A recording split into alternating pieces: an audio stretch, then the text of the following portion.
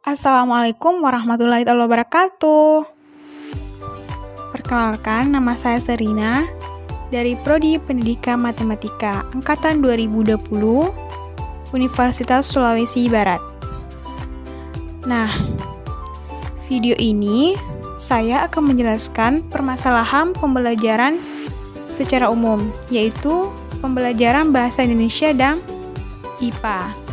Langsung saja kalian simak videonya ya. Permasalahan pembelajaran secara umum. Salah satu yang diambil adalah permasalahan pembelajaran bahasa Indonesia. Nah, permasalahan pembelajaran bahasa Indonesia yang pertama adalah pembelajaran bahasa tidak komunikatif. Nah, banyak faktor yang menyebabkan pembelajaran bahasa tidak komunikatif disebabkan oleh rendahnya kompetensi komunikatif guru terhadap bahasa Indonesia. Kemudian model kelas yang besar menyebabkan aktivitas siswa tidak merata. Kemudian ketiga adalah interaksi kelas kurang berjalan secara optimal. Nah, untuk mengatasi permasalahan tersebut, solusi yang dapat saya berikan yang pertama adalah guru harus bersikap komunikatif dengan siswanya. Nah, seorang guru tidak boleh beranggapan bahwa dirinya lah yang paling paham akan materi yang disajikan kepada siswa. Nah, dalam penyampaian materi pun guru harus menggunakan bahasa yang mudah dipahami oleh siswa ini. Diharapkan supaya terjadi komunikasi dua arah. Nah, alangkah baiknya dalam pembelajaran bahasa Indonesia guru tidak boleh membeda-bedakan antara materi bahasa dengan sastra. Kemudian solusi yang kedua adalah menggunakan pendekatan komunikatif. Nah, pendekatan komunikatif ini adalah suatu pendekatan yang bertujuan untuk meningkatkan keterampilan siswa dalam berkomunikasi, meningkatkan pembinaan dan pengembangan kemampuan komunikatif siswa. Nah, penerapan pendekatan komunikatif sepenuhnya dilakukan oleh siswa student-centric, sedangkan guru hanya sebagai fasilitator. Nah, adapun langkah-langkah guru yang dilakukan dalam mengambil pembelajaran pendekatan komunikatif, yang pertama adalah tahap persiapan. Nah, guru perlu merumuskan tujuan pembelajaran dan menyiapkan berbagai strategi yang bertujuan atau yang berhubungan dengan pokok bahasa yang diajarkan. Kemudian tahap yang kedua adalah tahap pelaksanaan. Nah, guru menyajikan materi pelajaran dengan memanfaatkan pendekatan komunikatif sehingga menarik perhatian siswa dalam proses belajar mengajar, sehingga pembelajaran berlangsung secara efektif dan efisien. Kemudian tahap yang ketiga adalah tahap evaluasi. Nah, guru mengadakan evaluasi materi pelajaran yang lebih menekankan pada aspek kognitif dan efektif. Kemudian yang kedua, permasalahan yang kedua yaitu adalah rendahnya persepsi siswa terhadap pembelajaran bahasa Indonesia. Nah, adapun karakteristik siswa tersebut, yakni yang pertama adalah umur siswa, kemudian kedua adalah bakat, yang ketiga adalah pengetahuan siswa, kemudian yang keempat adalah sikap yang meliputi motivasi, minat, dan kepribadian. Nah, komponen tersebut ini sangat berpengaruh terhadap keberhasilan siswa dalam pembelajaran. Nah, pembelajaran bahasa ini harus memperhatikan tingkat perkembangan siswa. Nah, hal ini berkaitan dengan pemilihan materi atau contoh-contoh yang diberikan oleh guru. Materi bahasa Indonesia yang secara berjenjang diberikan di tingkat satuan pendidikan, menghendaki kemampuan guru menganalisis kebutuhan materi yang baik. Nah, guru juga harus memahami materi bakat bahasa dan pengetahuan siswa. Nah, karakteristik yang sangat berpengaruh terhadap hasil belajar siswa adalah sikap yang meliputi minat, motivasi, dan kepribadian. Nah, ada beberapa cara untuk meningkatkan motivasi siswa. Yang pertama adalah meningkatkan kualitas guru. Nah, di sini guru menjadi pioner dalam proses kegiatan belajar mengajar. Oleh karena itu, sebagai seorang guru harus secara sadar diri terus melakukan peningkatan kualitasnya. Kemudian kedua adalah memaksimalkan aktivitas pembelajaran.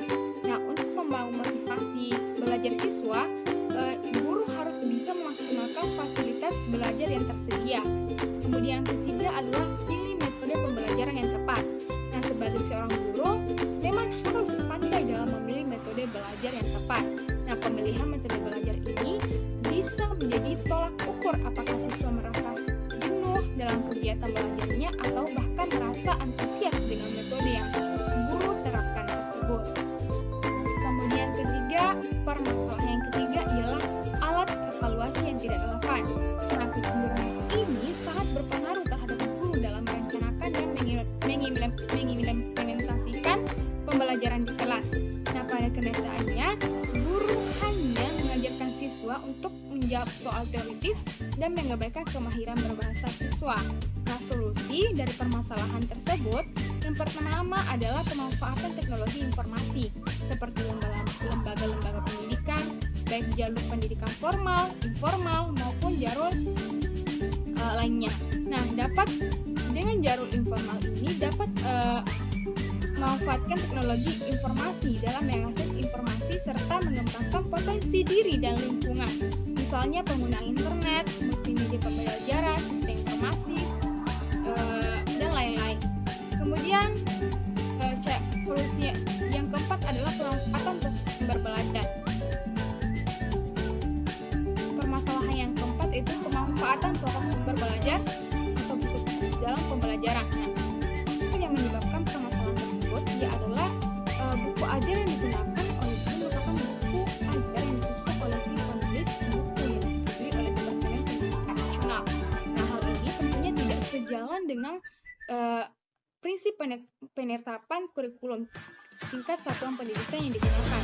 Nah, bahan dalam buku ajar tidak kontekstual. Untuk itu, idealnya satu guru atau wilayah harus dapat menyusun buku ajar yang dapat digunakan selingkuh dengan mengacu ke standar isi yang ditetapkan. Nah, solusi dari permasalahan tersebut yang pertama adalah meningkatkan kreatif guru dalam menciptakan sumber belajar. Kemudian kedua adalah memanfaatkan barang-barang yang ada menjadikan bahan dalam metode pelaksanaan sumber belajar. Kemudian ketiga adalah kemampuan ICT sesuai dengan kebutuhan anak siswa. Nah, permasalahan pembelajaran IPA. Nah, permasalahan pembelajaran IPA yang pertama adalah latar belakang budaya dan orang tua. Nah, dalam pembelajaran ini didapatkan gambaran paradigma masyarakat terhadap peran sekolah dalam hal pendidikan anak. Nah, pandangan umum yang banyak didapatkan oleh para guru dari orang tua siswa adalah pandangan bahwa sekolah adalah satu-satunya pihak yang bertanggung jawab penuh atas proses pendidikan anak. Nah, tingkat pendidikan dan proses belajar mempengaruhi worldview atau pandangan dunia seseorang. Nah, orientasi hidup menciptakan nilai-nilai dan hal-hal yang bermakna atau sebaliknya. Nah, masyarakat yang berpendidikan rendah tentunya memiliki anggapan bahwa pendidikan hanyalah bersifat formalitas. Mereka tidak dapat melihat aspek substansial dan bermakna dari proses belajar anak. Nah, kemudian solusi dari permasalahan tersebut yang pertama adalah mengadakan sosialisasi kepada masyarakat mengenai pentingnya pendidikan bagi kehidupan. Kemudian yang kedua adalah menemukan kebiasaan yang baik dalam belajar di sekolah dan menemukan kebiasaan yang baik dalam belajar di sekolah, maka pembelajaran akan berjalan sesuai dengan apa yang diharapkan oleh guru. Kemudian kedua adalah komunikasi sekolah dan orang tua. Nah, permasalahan komunikasi ini menyebabkan proses belajar anak terputus hanya di sekolah, terutama pada sekolah-sekolah non favorit. Nah, penyebab utamanya seperti yang telah disebutkan pada kategori sebelumnya, yaitu latar belakang budaya yang sangat dipengaruhi oleh tingkat pendidikan orang tua. Nah, paradigma bahwasanya ketika anak telah bersekolah, maka sepenuhnya pendidikan merupakan tanggung jawab sekolah, membuat orang tua seperti melepaskan pengawasannya terhadap anak dalam belajar. Nah, kemudian solusi dari permasalahan tersebut yang pertama adalah menjalin komunikasi dengan keluarga siswa merupakan hal yang penting dalam kasus anak yang kurang mendapatkan perhatian dari anaknya. Guru mengajak orang tua untuk bekerja sama dengan memberitahu tugas orang tua dalam pendidikan anaknya dan sudah menjadi kewajiban orang tua untuk andil dalam pendidikan anaknya. Kemudian permasalahan yang ketiga adalah kondisi guru. Nah, dari permasalahan tersebut adalah guru sulit memfokuskan diri untuk menyiapkan kegiatan belajar mengajar yang berkualitas, yang menyebabkan guru dengan sengaja tidak mau mengikuti program supervisi dan tidak mau introspeksi dalam perbaikan belajar mengajar. Selain itu, rendahnya kompetisi guru juga tidak terlepas dari permasalahan pribadi yang dihadapi oleh guru tersebut. Nah, kemudian solusi dari permasalahan tersebut adalah meningkatkan kompetensi guru dalam rangka meningkatkan kemampuan dan kompetensi guru dalam melaksanakan tugas profesinya. Maka peningkatan kemampuan dan kompetensi guru dapat dilakukan dengan mencakup kegiatan-kegiatan yang bertujuan untuk perbaikan dan pertumbuhan kemampuan sikap dan keterampilan yang harus dilakukan. Kemudian permasalahan yang keempat adalah sarana dan prasarana pendukung pembelajaran IPA. Nah, kesulitan sekolah memenuhi standar sarana dan prasarana pendukung pembelajaran terutama untuk mata pelajaran IPA adalah karena faktor pendanaan.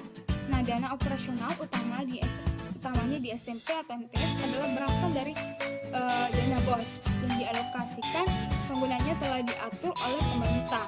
Dari sumber ini ternyata tidak ada alokasi dana untuk penyediaan sarana prasarana dan sarana kolaboratorium sesuai dengan standar pendidikan IPA. Nah, kemudian ada pun upaya peningkatan sarana prasarana pendidikan. Yang pertama adalah upaya pemerintah. Nah, menurut saya pemerintah harus meningkatkan anggaran dana pendidikan dan juga bisa menanggung biaya pendidikan bagi warga yang kurang mampu, baik untuk sekolah negeri maupun swasta. Kemudian upaya yang kedua adalah upaya sekolah dan orang tua. Nah, upaya yang bisa dilakukan seperti sekolah pandai-pandai mengolah dana dan juga harus meminta dana kepada pemerintah sesuai dengan keadaan sarana dan prasarana yang dibutuhkan di sekolah tersebut. Kemudian upaya yang ketiga adalah upaya lembaga pendidikan. Nah, menurut saya lembaga pendidikan di setiap daerah harus mendata sekolah-sekolah yang ada di sekitar untuk mengetahui sarana dan prasarana yang kurang dan perlu ditambah atau diperbaiki lagi. Nah, kondisinya saat ini pada umumnya pemerintah hanya mengoptimalkan pendidikan yang ada di kota dan mengabaikan pendidikan yang berada di daerah terpencil, sehingga di daerah terpencil menimbulkan masalah kurangnya sarana dan prasarana dalam hal pendidikan. Contohnya tenaga pengajar yang menumpuk di daerah perkotaan, sedangkan di daerah terpencil minim akan tenaga pengajar. Nah, upaya-upaya tersebut jika dilakukan dengan baik dan sesegera mungkin, pasti pemerataan sarana prasarana di sekolah akan terpenuhi. Itulah tadi video pembahasan infografis yang telah saya buat. Semoga dapat bermanfaat bagi teman-teman. Saya akhiri dengan ucapan Assalamualaikum warahmatullahi wabarakatuh.